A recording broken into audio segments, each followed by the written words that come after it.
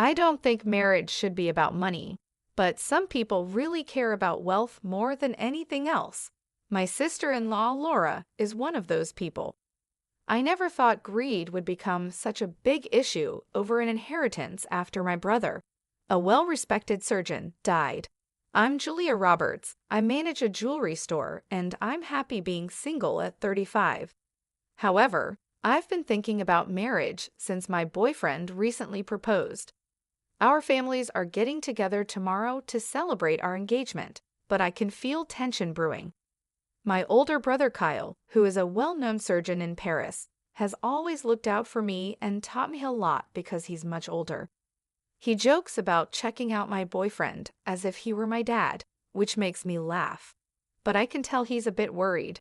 Kyle's marriage to Laura, a very beautiful woman with questionable morals, really shows the conflict between looks and true character. Despite their glamorous life, Laura's love for luxury puts a strain on our family relationships. Her need for expensive things often comes before her promises, leaving us let down and upset. At first, we overlooked Laura's behavior, thinking it was because of the pressure to look good. But as she started skipping more family events, our patience started to wear thin. Her decision to cancel on tomorrow's gathering at the last minute for tea at a fancy hotel is a perfect example of her selfishness. While we wouldn't mind her not being there, it's her lack of thought for others that really bothers me. I'm tired of always bending over backward to accommodate her every whim.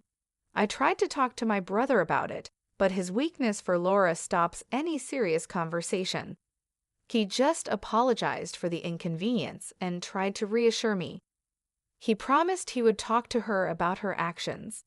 I'll be there tomorrow, he assured me, convincing me to drop the issue for now.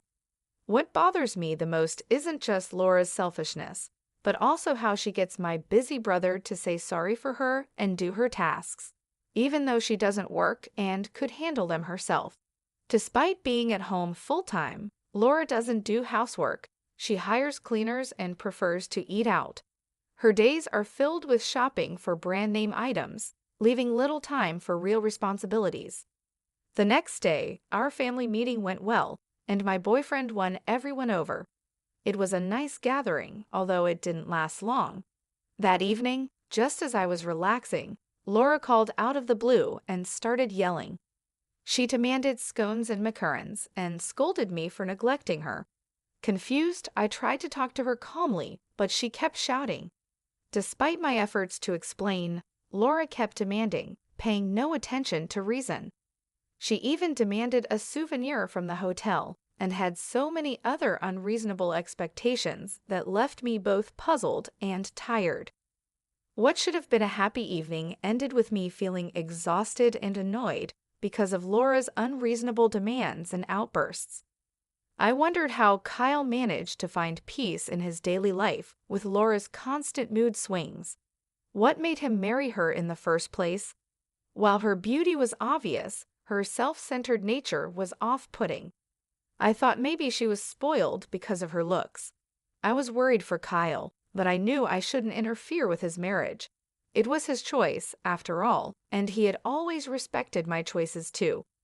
The next day at the jewelry store where I work, I saw Laura outside, walking arm in arm with a man around her age, probably in his late 30s. They were chatting comfortably as they came into the store. I paused before going over to them. Laura acted like nothing was wrong when she saw me, which made me even more uncomfortable. When I asked about the man with her, Laura said he was just an old friend from her modeling days. Still, seeing them together, especially since she's married, made me feel uneasy. As Laura looked at the jewelry, she boldly asked if she could get an employee discount, seemingly unaware that this was inappropriate. I calmly told her we don't offer such discounts.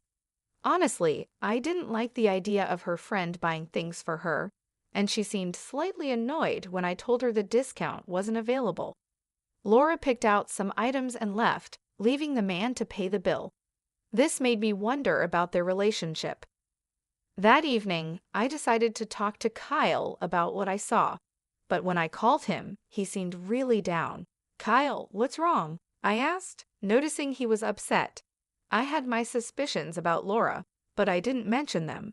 When I tried to talk about my upcoming wedding, Kyle seemed distracted by his own thoughts. He talked about saving for our wedding next year and invited me over, but didn't say much about Laura. His uncertainty made me curious. Although I tried to discuss the wedding details, Kyle was non-committal and ended the call abruptly, asking me to meet at our parents' house without explaining why. Maybe he wasn't feeling well. Kyle, a dedicated surgeon, often puts other people's needs before his own health, and this tendency of his to ignore his own health worries me, despite his jokes about the risks of his job. I couldn't stop thinking that his non-stop work schedule was wearing him down. I doubted that Laura, with her self-centered attitude, could give him the support he needed. Kyle sent an email later outlining the plan for a gathering at our parents' house. When I got there, I was shocked to see how pale and worn out he looked, worse than ever before. I asked him how he was, but he just gave me vague answers about being busy with work. Finally, I gathered the courage to talk about Laura's recent actions. I told him about her visit to my store with a young man and wondered aloud if she was deceiving him again. Laura's past actions had always worried me, and I couldn't overlook them any longer. "I've been too busy with work to pay much attention to her," my brother confessed. Our parents were upset by her absence at the gathering, which gave me a chance to bring up my concerns. When I asked Kyle about Laura's absence, he said solemnly, "Laura isn't here today, which is why I asked you all to come. I have a favor to ask." With a serious look, Kyle shared some shocking news. Despite our shock, he stood firm, leaving us stunned. 5 months later, tragedy struck as my brother died from stomach cancer, a result of constant stress and overwork. It was a harsh truth to face. Despite his commitment to saving others, he had neglected his own health. He had started to see signs and went through tough tests that confirmed his illness. We wished he had told us sooner. Tears flowed at his funeral, surrounded by a deep feeling of loss. I remembered all the ways Kyle had supported me during my early challenges. His death before he even turned 20 left us overwhelmed with grief. Yet during our mourning, Laura's actions were glaringly obvious. She wore a flashy necklace to the funeral, a gift from another man, showing no respect for the solemn occasion. Her insensitive behavior was unbearable. Overcome with anger, I confronted her. "Why are you wearing that?" I asked, my voice shaking. "Don't you realize how much my brother cared for you?" Laura just smiled, seemingly untouched by the seriousness of the situation. "I know," she replied carelessly. "It's just how the world works. If you're so unhappy, why did you marry me?" Her harsh words really hurt, and I had to hold back my anger in front of my brother, our parents, and the others. It was clear that Laura didn't care about my brother's memory at all. Her selfish behavior and her careless talk about their marriage and waiting for her inheritance made me furious. Before I knew it, I almost slapped her, but a man by her side caught my hand. He then introduced himself as a nurse who had worked with Kyle and was here to look after me at Kyle's request. I was confused and trying to understand everything going on. Despite the sadness of the funeral, hearing the laughter of the nurses and doctors, who were Kyle's colleagues, brought me a moment of comfort amidst the chaos. I turned to the nurse who had stopped me during the laughter for some clarity. His reply was straightforward. "Did the doctor leave any inheritance behind? Your family should know." His words hit home. I knew very well that my brother hadn't left any inheritance. But Laura, not knowing this, became hysterical. She started accusing us of plotting against her to take the money for ourselves. She was sure she would soon get a large sum of money. As Laura's accusations grew louder, the nurse's amusement turned into full laughter. Seeing things getting out of hand, my dad stepped in, calm but assertive. "Do you really not know?" he asked her. Eager for answers, Laura demanded to know what was going on. I obliged, sharing the details of my brother's financial arrangements during his lifetime. He had set aside €20 million specifically for my wedding and had other generous gifts planned as well. As this reality dawned on Laura, her expression changed dramatically from shock to pale disbelief. My brother, although highly respected for his medical expertise, was known for his lavish spending habits. He indulged in extravagant parties, exclusive dinners, and luxurious accommodations as a way to relieve the stress from his demanding career and family responsibilities. Despite his intent to share these joys with Laura, she was notably absent during both his challenging and celebratory moments. It was not Laura who stood by him during tough times.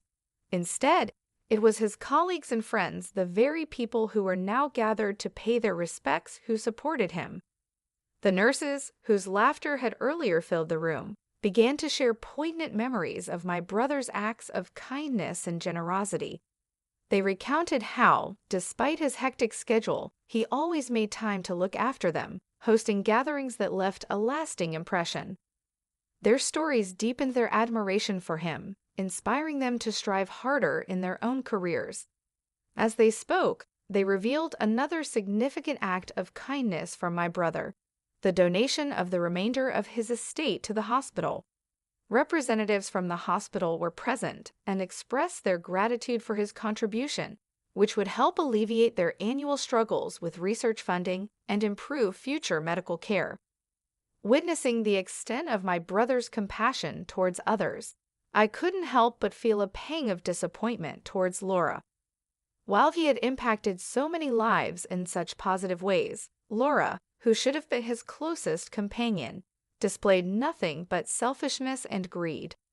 Months later, Laura contacted me, her tone as demanding as ever, eager to secure what she believed was her rightful inheritance. However, her careless management of the estate affairs revealed a shocking truth. Despite my brother's considerable earnings, his assets were nearly depleted. In her pursuit of the mansion and other properties, Laura had overlooked the fact that Kyle had accumulated significant debts. This oversight left her with only a fraction of what she had anticipated. Her pleas for help were met with no sympathy, as her earlier behavior had alienated those who might have otherwise been inclined to assist her. I made it clear to Laura that with Kyle's passing, the family ties that loosely bound us had effectively dissolved. Her behavior throughout had spoken louder than any words could, revealing her true motives despite her claims of affection for my brother.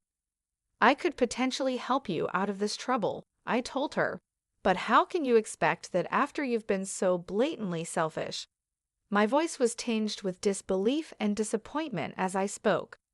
Laura's response was fraught with impatience, a stark contrast to the composed facade she usually maintained.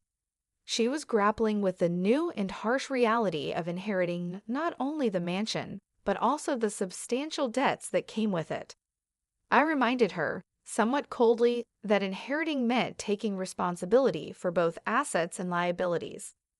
I even pointed out that she had the option to renounce the inheritance within 5 months of being informed. The suggestion that she might sell the luxury items she had amassed over the years to cover the debts only elicited a flood of tears and desperate pleas for forgiveness. Despite her remorse, or perhaps because of the insincerity I felt underlined it, I found myself unable to offer any consolation. The conversation ended with a heavy heart on my part, as I was unable to reconcile her past actions with the cherished memory of my brother. Following Kyle's death, the plans for my wedding had to be postponed by a year. During this challenging period, the cloud of depression lingered over me, a stark reminder of the loss and betrayal I had experienced.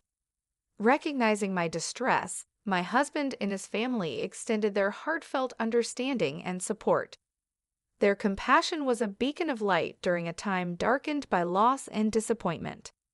Determined not to let the memory of my late brother down, I vowed to live a life of gratitude, channeling my energies into supporting and acknowledging those who had stood by me through thick and thin. When the wedding finally took place, it was not just a celebration of union, but also a tribute to Kyle's lasting impact on those around him. His popularity and the respect he commanded among his colleagues became poignantly evident as many of them visited his grave to pay their respects. They shared stories of his generosity and kindness, especially towards his coworkers, further cementing his legacy as a man who had genuinely cared for others beyond the confines of family and personal gain. Through these reflections and tributes, the wedding became a dual ceremony of love and remembrance, intertwining my new beginning with the honoring of a life that, while tragically cut short, had profoundly touched many. This convergence of joy and sorrow underscored the complexities of life and the enduring influence of genuine connections forged in both joyous and challenging times. I was always concerned that my brother's generosity might make him vulnerable to those looking to exploit his kind nature. However, the overwhelming support from friends and colleagues after his passing reassured me that his goodwill had been genuinely appreciated, not taken advantage of. Meanwhile, news about Laura's decline began to circulate within the jewelry industry and among our social circles. Known for her lavish lifestyle and a series of questionable relationships, she painted a stark contrast to my brother's legacy of generosity and integrity. Laura, who had once lived in luxury, was now forced to sell her opulent mansion due to her unsustainable spending habits and the mountain of debt she had accumulated over the years. Now, she found herself living in modest accommodations, a far cry from the grandeur she was accustomed to. Her financial downfall was a topic of quiet discussion and served as a cautionary tale about the perils of living beyond one's means. Reflecting on Laura's misfortunes, I couldn't help but feel vindicated in my long-held belief that marrying for money was a fundamentally flawed motivation. It was clear that Laura's priorities had led her to a lonely and challenging path, whereas my brother's focus on kindness and giving had earned him lasting respect and love from those around him. Motivated by these reflections, I vowed more fervently to honor my brother's memory by protecting his legacy. He had spent his life not only as a skilled surgeon, but as a pillar of support and generosity in our community. In his professional life, he was revered not just for his medical expertise, but for his willingness to go beyond the call of duty to assist his colleagues and patients alike. At home, he had always been my protector, guiding and supporting me through life's challenges. Determined to keep his spirit alive, I engaged more actively in community service and charity work, areas my brother was passionate about. I organized fundraisers and volunteered at the hospital where he had worked, helping to fund the programs he had started or supported. These efforts brought me a sense of closeness to him, a feeling that I was continuing his work in some way. Moreover, I took steps to ensure that the stories of his kindness and generosity were remembered and celebrated. I shared these stories at community gatherings and on social media, ensuring that his legacy would inspire others as much as it inspired me. The positive responses from people who had been touched by my brother's life encouraged me to keep sharing and celebrating his life. In doing so, I found a profound sense of purpose. While Laura's life seemed to spiral into chaos as a result of her choices, I found strength and fulfillment in upholding the values my brother had taught me. This contrast between our paths was a stark reminder of the different outcomes that result from our life choices. By choosing to embody my brother's principles of generosity and support, I not only honored his memory, but also enriched my own life, making it fuller and more meaningful. Through these actions, I not only kept my brother's memory alive, but also ensured that his legacy of kindness and selflessness continued to impact the community, proving that the values he lived by were